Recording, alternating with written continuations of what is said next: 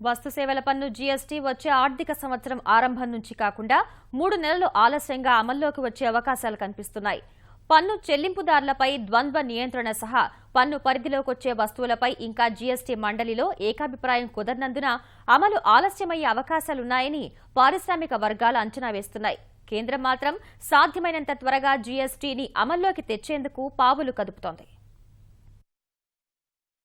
పరోక్ష పన్నుల విధానంలో కీలకమైన సంస్కరణగా భావిస్తున్న వస్తు సేవల పన్ను బిల్లు జీఎస్టీ వచ్చే ఏడాది జులై 1 నుంచి అమల్లోకి వచ్చే అవకాశాలు ఉన్నాయని నిపుణులు అభిప్రాయపడుతున్నారు.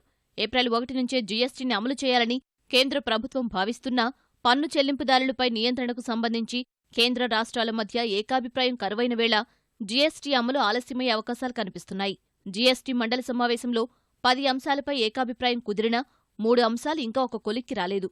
పన్ను చెల్లింపుదారులపై ద్వంద్వ నియంత్రణ, పన్ను పరిధిలో ఉండాల్సిన వస్తువులు, సీజీఎస్టీ, ఐజీఎస్టీ చట్టాలకు సంబంధించిన అంశాలపై జీఎస్టీ మండలి ఎటూ తేల్చలేకపోతుంది. ఈ నేపథ్యంలో ఏప్రిల్ 1 నుంచి వస్తు సేవల పన్ను అమలు కష్టసాధ్యమనే అభిప్రాయం వినిపిస్తోంది. సీజీఎస్టీ, ఐజీఎస్టీ చట్టాలను పార్లమెంటు బడ్జెట్ సమావేశాల్లో ఆమోదించాల్సి ఉంది. ఆ తర్వాత రాష్ట్రాలు ఎస్జీఎస్టీని శాసనసభల్లో ఆమోదించాల్సి ఉంటుంది.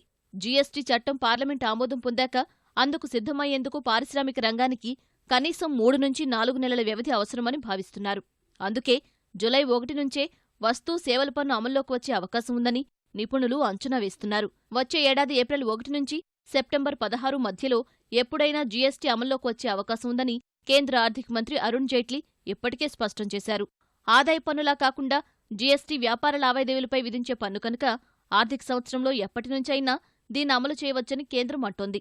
అయితే సాధ్యమైనంత త్వరగా జీఎస్టీని అమలు చేసేందుకే కృషి చేస్తున్నట్లు కేంద్ర ఆర్థిక మంత్రి అరుణ్ జైట్లీ వెల్లడించారు. పెండింగ్లో ఉన్న అంశాలపై ఈ నెల 22, 23 తేదీల్లో జరిగే జీఎస్టీ మండలి సమావేశాల్లో ఒక నిర్ణయానికి వచ్చే అవకాశం ఉన్నట్లు నిపుణులు భావిస్తున్నారు.